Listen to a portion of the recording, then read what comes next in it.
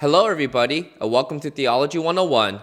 Today we are going to look at the book of Esther. The book of Esther is the 17th book of the Old Testament. The Hebrew Bible has 3 sections: the law, prophets, and writings. The law contains the first 5 books of the Old Testament. The prophets is made up of 8 books divided into the former and latter prophets, while the writings consist of religious poetry and wisdom literature. Now there are 5 books of the Old Testament that are read at the 5 major Jewish festivals: Song of Songs, Ruth, Lamentations, Ecclesiastes, and Esther. These scrolls follow Job and precede Daniel in the writing section of the Old Testament. Esther is usually positioned as the last of the 5 books that are read at these festivals, and later was positioned as the last of the 17 books that comment on Israel's history. The title of the book of Esther comes from the heroine of this book. The origin of her name is not clear, since it could either come from the Akkadian word Istar or the Persian word for star. We don't know who the author is of this book, although some early church fathers believed Ezra wrote it, while Josephus, a Jewish historian, believes that Mordecai is the author of this book. The author of Esther may have gained some information from official court documents, but most of the book appears to come from first-hand knowledge. Since there are many Persian words in the book, it seems likely that the author was a Persian speaker who also knew Hebrew. Also,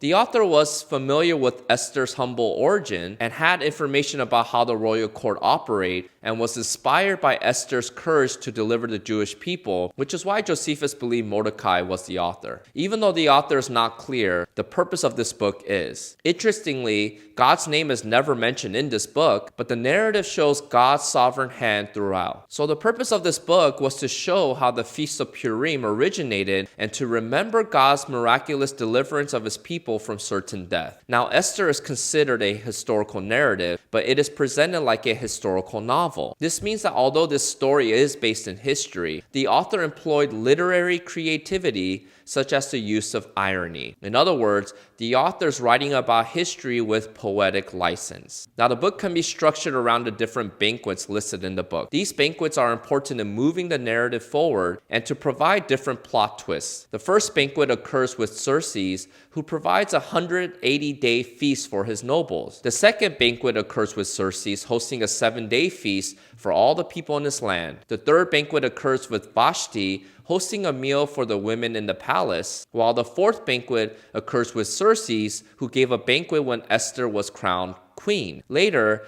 Esther had 2 banquets for Xerxes and Haman. Then the Jewish people has a banquet when Mordecai came to power. Finally, there's a 2-day banquet celebrating Purim. And so with this structure in mind, let me give you an overview of the book of Esther. Esther chapter 1 opens with a banquet. Xerxes, the king of Persia, commanded Queen Vashti to put on her finest clothes to show her off to his guests. When she refused, the king was furious. King Xerxes then issued a decree that Vashti is stripped of her rank and that he will be looking for her replacement. Then in Esther chapter 2, we see King Xerxes launch an empire-wide search for a new queen. Among the many beautiful women he brought to his bed, we meet Esther, also known as Hadassah, the niece and adopted daughter of Mordecai. Esther was not only the favorite of Haggai, the eunuch in charge of Xerxes' harem, but was also the most popular candidate in the palace. So Xerxes chose her as his queen. Later, Mordecai learned of a palace plot to assassinate the king, so he told Esther, who in turn told Xerxes and credited Mordecai with this information. Esther, however, purposely hid her Jewish identity. Although it was recorded that Mordecai saved the king's life, he went unrewarded. In Esther chapter 3, we see Mordecai refuse to bow down to the king's new prime minister, Haman. Haman felt disrespected and decided to destroy not only Mordecai, but all his people as well. He tried to persuade the king to approve an extermination of the Jews, arguing that they were a major obstacle to the king's plan for his empire. Haman was able to persuade the king by offering 10,000 silver talents, so Xerxes granted Haman permission to institute this extermination. So an edict was sent throughout the empire, declaring that on the 13th day of the month, all Jews, including women and children, were to be slaughtered. So in Esther chapter 4, Mordecai learned of the edict and started to mourn. He talked to Esther's servant to try to persuade her to talk to Xerxes to stop this genocide. At first, Esther didn't want to intervene, since if anyone approached the king, that he or she can be executed on the spot. Mordecai pointed out that either way, Esther could die, whether it's through genocide or by approaching the king. So Esther agrees to intercede on behalf of the Jews. To increase her chances for success, she told all the Jews to fast for 3 days, and then she would approach Xerxes. Now we come to Esther chapter 5. 3 days later, when Esther approached Xerxes, he received her warmly, saying that he will grant any of her wish. But instead of interceding for her people, Esther invited him, along with Haman, to a 10-day dinner for the three of them, at which time she would ask for that favor. Haman was flattered by the special attention, but his joy turned to rage when he saw Mordecai at the king's gate, still refusing to bow down to him. Haman kept his feelings under control until he got home, where he told his wife about his special invitation from the queen. Despite his favor status, Haman said he could not enjoy it because of Mordecai. So his family and friends suggested that he build a gallows outside his home and asked the king for permission to hang Mordecai. He constructed the gallows, and he resolved to speak to the king about this matter the next day at their dinner. In Esther chapter 6, we see that Xerxes could not sleep, so he decided to read the daily records of the court. When he came upon the entry that recorded Mordecai as saving his life, Xerxes realized that he has not rewarded Mordecai for this great act. The king then asked Haman how a king should treat a man he wanted to honor. Haman, assuming that the king was talking about him, advised that the honoree be given a royal robe and allowed to ride on the king's horse, while one of the high-ranking officials went before him throughout the city crying, "This is what is done for the man whom the king wants to honor." Haman, however, was enraged to learn that Mordecai, whose death he had just come to request, was the intended recipient of the king's honor, and that he, Haman,